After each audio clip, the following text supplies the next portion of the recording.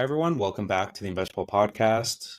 Today's guest is Cameron Passmore. Besides having an amazing name, Cameron is the executive chairman and portfolio manager of PWL Capital, a fee-based advisor in Canada. He also hosts the Rational Reminder podcast with his co-host, Ben Felix, where they're helping individuals make sensible investing decisions. Cam, nice to have you on.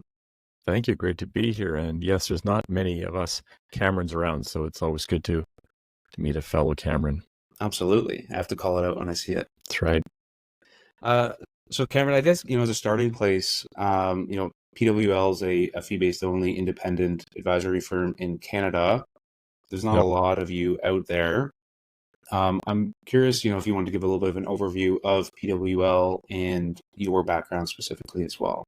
Yeah, sure. So the company was founded almost 30 years ago, and the objective back then was to integrate financial planning and portfolio implementation in one spot. And we're really a company with a purpose to really help people make better informed financial decisions. So this is all we do. We have no other products for sale. We are paid based on assets under management. So a percentage of assets is how we do our work. And we spend a lot of time, being the best possible partner we can be for individuals as they make financial decisions. So someone to, a thought leadership. So we have things like the Rational Reminder podcast and Ben's YouTube channel. We put a lot of white papers out into the ethos. We do our best to understand our clients, spend a lot of time with them, uncover their goals, their objectives, and implement the portfolio on the other side. So we believe that basically on the portfolio side that markets work. Markets are reasonably, I'm not going to say they're perfectly efficient, but they're efficient enough that it's hard to beat them by picking individual stocks. So we build highly diversified, globally diversified portfolios that are designed to meet the objectives that the clients state to us.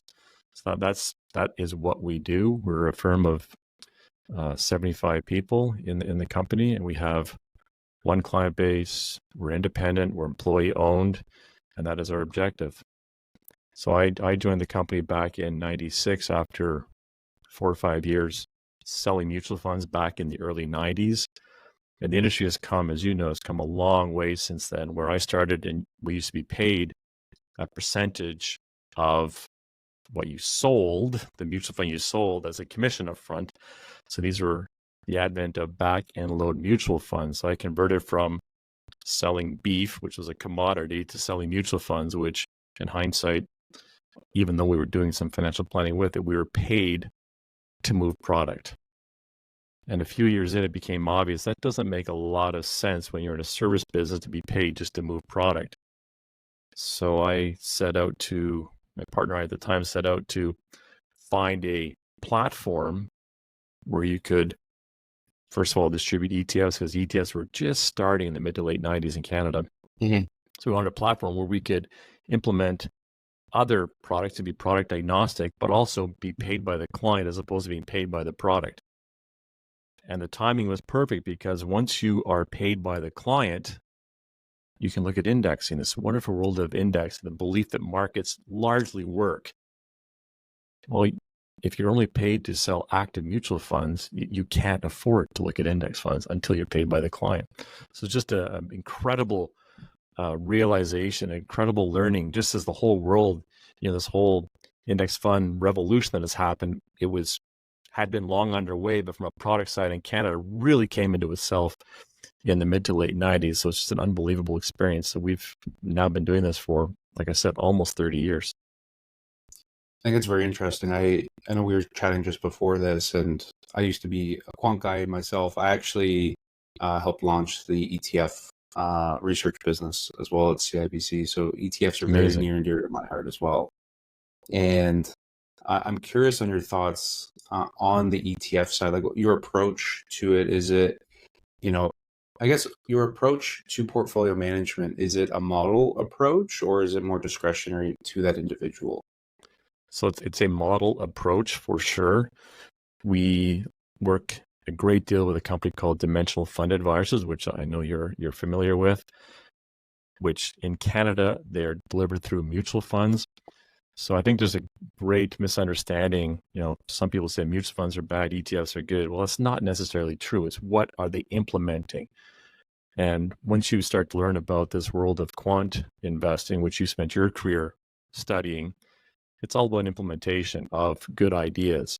And in our opinion, Dimensional Fund Advisors does a great job of implementing great ideas. That happens to be in a mutual fund, which is also another great idea. Active mutual funds might not be such a great idea, right? Or the traditional active predictive type, because I know technically dimensional mutual funds are categorized as active funds, but that's because they're different than the market, but they're not trying to make bets. They're not trying to predict the future. So I know we're getting into kind of nuanced discussion here, but once you quantitatively look at implementing great ideas in a portfolio in Canada, it is our opinion that Dimensional does a great job of that. There's also great ETFs, of course, too, that people can build portfolios with, because dimensional funds are not available, I believe, to the retail. Mutual funds in Canada are not available to the retail and individual investors. Oh, interesting. Okay. So with that approach, your models are essentially, I'll call it like maybe 5 to 10 funds you're holding, and you can build out sleeves on like a growth focused model, a more conservative model, and allocate to clients' accounts based off of their risk. Yeah, we don't make any sort of weightings based on value versus growth. All of our portfolios are tilted towards value, size, profitability, quality. So those are built-in models. We don't try to do any sort of analytics on top of that to say overvalue any particular region, sector, style. We'll focus on how much we want in fixed income versus equity, for example, or cash as well. So that's how we differentiate it. But all of our clients are in globally diversified size and style tilted portfolios. Okay, very interesting. I mean, we could probably spend the entire podcast talking about this, but I think there's also a very interesting conversation to be had around the Canadian advisor landscape. Yeah. Like I know you're familiar with it. I think the stat I found, there's 10 times as many advisors who work for the Big Six than work for independent shops. Wow. I did not know that stat. It is pretty staggering. And then, we deal a lot in the US where we've seen the big rush of independent RIAs, and a lot of, like the First Republic Bank, for instance, a lot of those advisors have left to go launch their own. Yeah. I'm curious your thought on the Canadian landscape, and if we will end up seeing more advisors and, more importantly, more clients move to independent advisors away from the Big Six. That is a great question. That's a question I spend the majority of my time thinking about. I've long followed the US RIA model. I first reached out to my good friend Larry Swedroe, who is a thought leader in this space. He's at a firm called Buckingham. Buckingham is one of the great independent advisory firms in the US, but there's a number of them where they view, one client, one service, one ownership model. And that's something that's very near and dear to our hearts. And, I think there is an opportunity in Canada, and that's exactly what we are trying to do, to be that independent, privately operated, independent firm that is here simply with the purpose of helping individuals make better financial decisions and then implement the portfolios and the planning solutions for them with them. I think there's a huge opportunity there. And that's something that I think in a banking environment, typical retail branch banking environment, is very hard to implement, because there's so many other products that people need from banks that to try to do a proper job on the planning side is very, very difficult. And banks have to serve a broad swath of people. And to do the planning part properly, I think that's a tall order in that kind of environment. Now, there's some great advisors in all channels, without a doubt, but I do think there is an opportunity for an independent to a scaled independent enterprise in Canada to do that. And that's what we're trying to do. What do you think is holding the client back? Is it from like an integrated service where, like I have my checking account with said bank? It's also easy to bring on an advisor who has access to all of those accounts instead of me having to move money over to an independent? Another great question. As I said we talked about this on our podcast a couple of weeks ago, I love the bankers that help me personally with my own banking needs. They're phenomenal. The service is excellent. and I love having a stable banking system. I just can't imagine doing what we do for clients inside what I know. And I've never worked inside a bank, but what I know about and I hear about from our colleagues that have joined from banks, doing what we do in that kind of environment, I just can't see that necessarily happening at scale. Yes, there's going to be some great pockets across the bank for sure. But when you have a purpose built, this is all we do.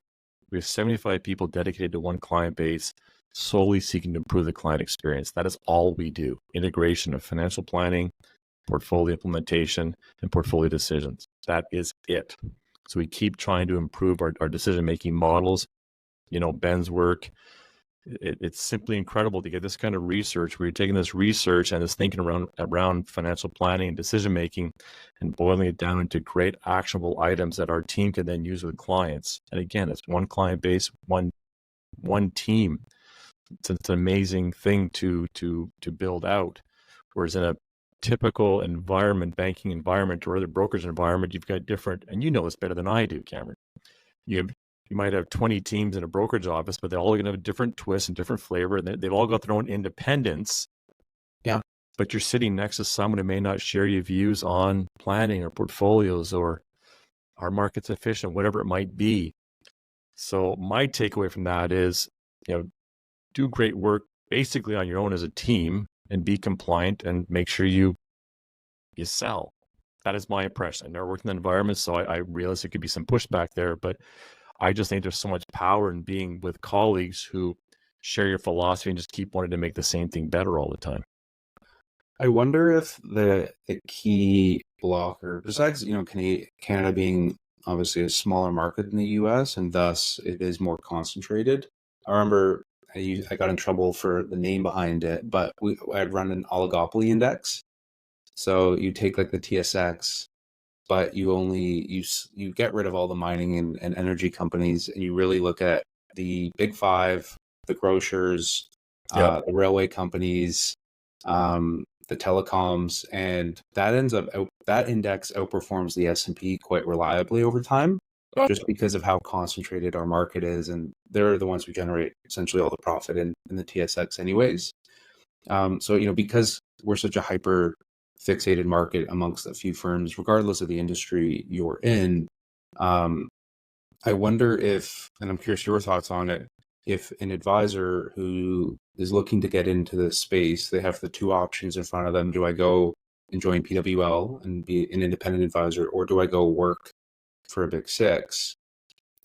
If the key blocker on wanting to go independent is the referrals that advisor can generate from the big six. Yeah. I'm curious your thoughts. Like, if you had any advisors who've come over to PWL and there's been some issues because they end up generating most of their business through bank referrals. Yeah. So when you join us, you're joining a team with one client base. You're not building your book. Interesting. Right. That's the big difference right there. So if you truly want to build and be your own entrepreneur and build your own book, you would never come here. People come here with a shared purpose. So many people have reached out based on hearing us on the podcast talk about how we operate, how we think, what we believe in. So people want to come and join that mission, that purpose, and be part of that team. So it's a very distinct characteristic of people who would be attracted to that model. And this is what some of the great firms in the US have done, be it Buckingham, be it Creative, be it WEG, be it whatever any one of these big RIAs have done. Red Holt's another one, right?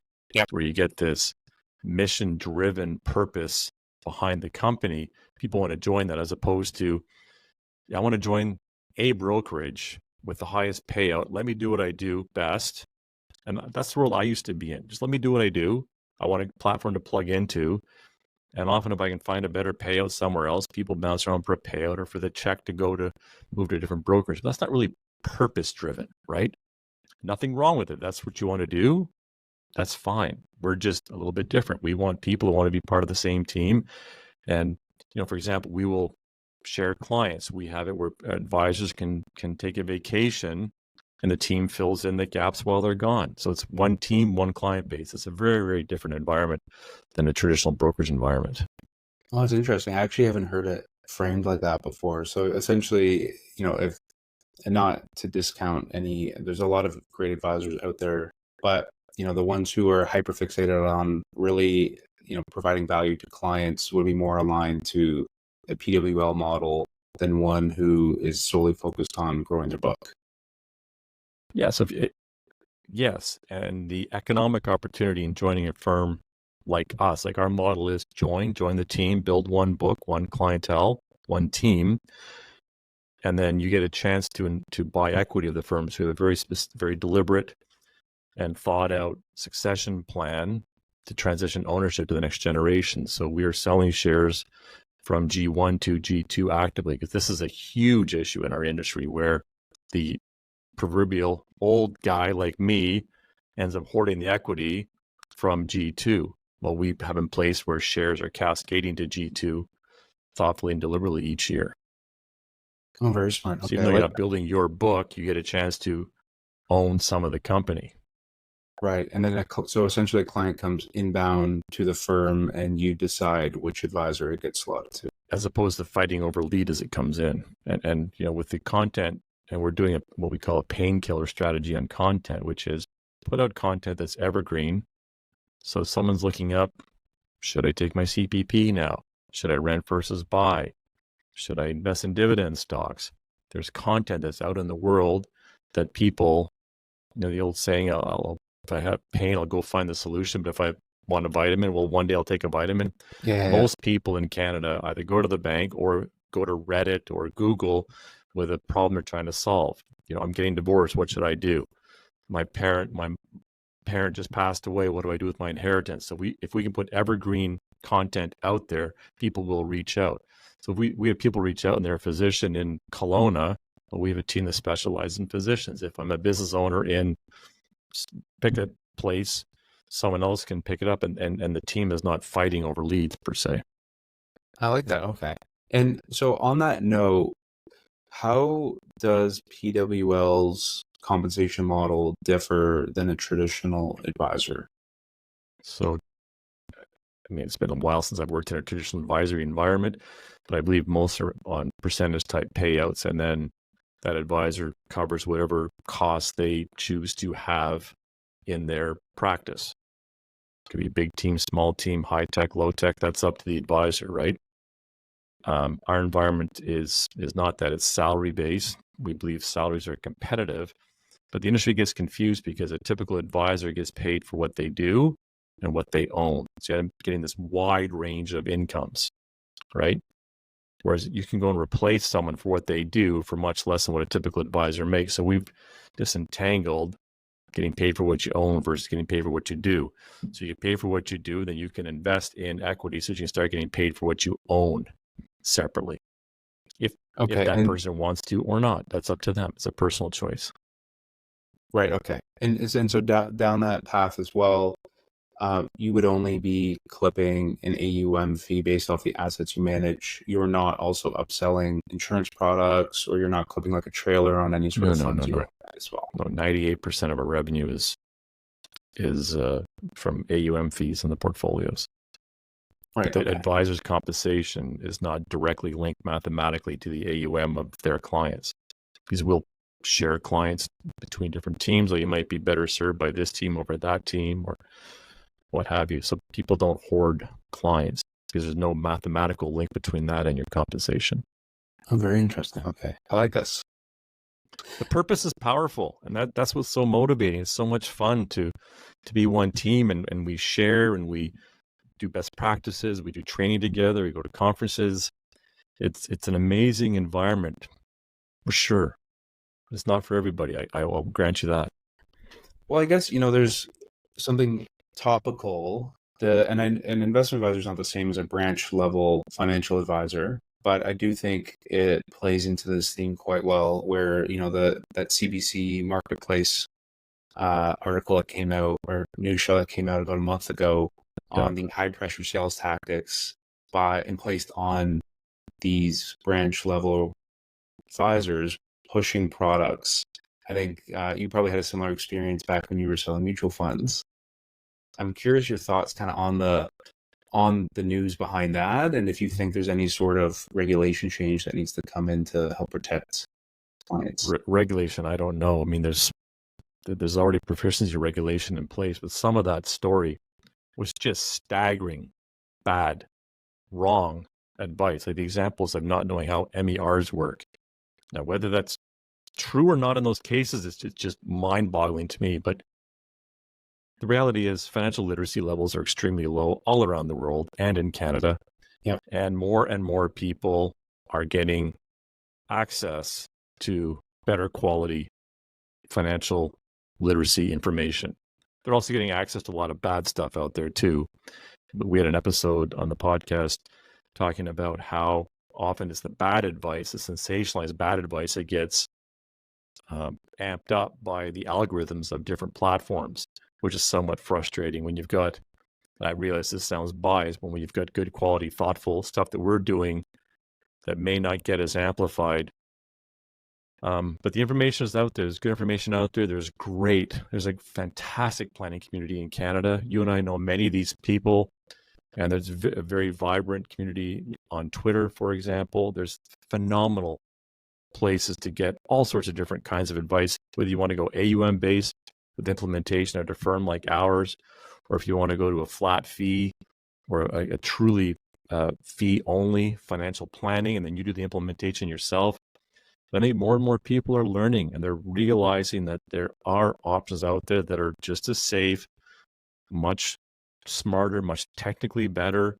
There's some very thoughtful people in this space, but individuals have to go out and find this for themselves. But the quality of content that's available is off the charts. There's so many good, smart, driven, decent, honest people that are really making a difference in this space. And that, in my opinion, is who deserves to be amplified in this industry. And I think it's going to be very hard for banks to do that just because of their size and their scale and their product lines. They've got B2B, B2C, and we all need good, strong banks. I love my bankers for what they do. Credit implementation, banking services, stuff like that. I need that, right? But a lot of people have some very complicated financial lives. They got complicated financial decision making. They have corporations and holdcos and family trusts and income splitting and disabled children, and the list goes on and on and on, where you need someone that has the time and expertise and ability to sit down and think about you and not do it only in half-hour meetings at some suburban branch. That's just not the environment for that. And I think more and more people are realizing that. I guess it comes down to those branch level individuals are not fiduciaries. They're not there looking through your financials and making those recommendations. Instead, they're pushing a product on you. I was told by a retired bank executive probably 20 years ago. Said, don't ever forget that banking clients are a means to the bank's end. Like, and I think we all know that at some level. And I don't think you can ever forget that. No. We're a capitalist business too. We have to provide a service for good value. But as people realize, the average expense ratio in Canada, I believe it's above 2%, right? Yeah. And that may be fine depending on your asset level if you're getting good quality financial planning advice being delivered. But as your assets go up, your fees on a per dollar basis should be going down. And you should make sure you're in front of a qualified, dedicated fiduciary advisor, without a doubt. I mean, it just seems obvious when you state it. Of course, that's what you want. But if you don't know, you don't know. And so many people don't know anything, right, about how markets work. What kind of planning should I do? How should I set my goals? We have 300, our 300th episode is coming out this week. We've interviewed 150, probably unbelievable experts in all sorts of financial decision making. It is one huge, complicated field. You start talking to these people, and the more some Ben talked about 2 weeks ago. He says, I love looking back and realizing how ignorant I was, 1 year, 2 year, 5 years ago. I mean, that's the whole point. You just keep getting better and better and refining your offering as a mission-driven firm into your service to clients. How do you do that if everyone's got a different point of view on stuff? Who's doing that common feeding of thinking? Who's challenging the status quo day in, day out to make things better?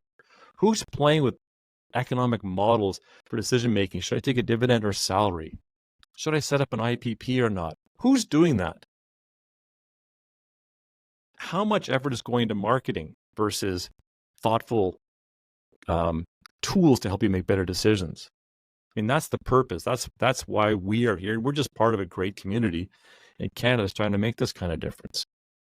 Yeah, that resonates very strongly with me. I remember when I might have said it on this podcast before, but I remember I used to write research reports, and I would try to I was told by our readers to use more plain language, but I was advised we need to complicate the language intentionally to appear smarter and more out of reach. And I think that's a big problem of the industry overall is we try to overcomplicate a lot to masquerade, that investing by and large, I think it's made out to be a lot more difficult than it actually is. There's a lot of the nuances you spoke about, but at the crux of it, if you're looking to buy the S&P 500, you don't need an advisor. You can go and buy a low-cost ETF for that.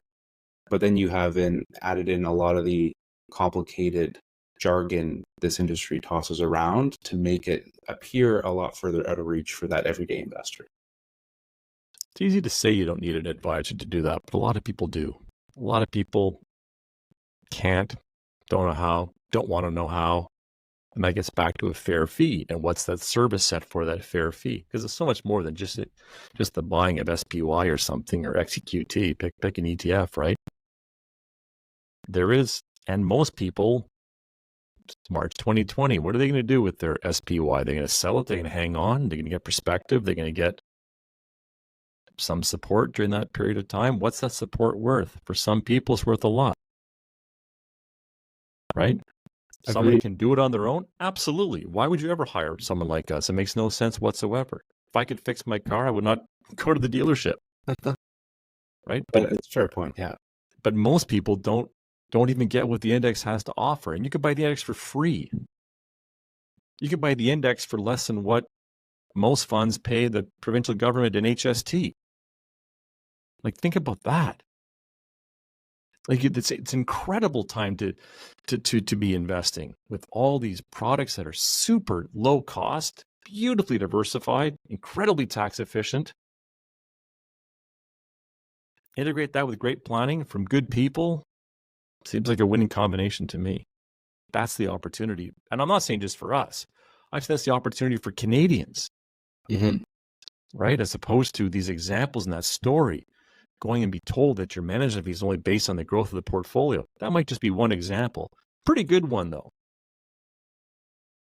Yeah, I guess like on that note, how do you come across a lot of individuals who might be comparing PWL versus like a robo-advisor and the services between what you're able to offer versus what like an automated portfolio manager like they can offer? Yeah, robo. I mean, so many robos. Even robos can't stay robotic. They keep tinkering with the portfolio. Like, a robo can't be a robot. I mean, it just cracks me up, right?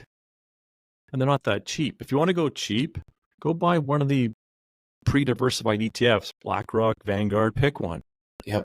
Right? VGRO, VBAL, XBAL, pick one. Those are what, 20 basis points? Robos would be more than that. And how much value-added service are you getting? Yeah, you're getting a slick interface. In my opinion, so what? You don't need to look at your stuff anyways. Look at it once a year, twice a year, and that's right. Why look at it more than that?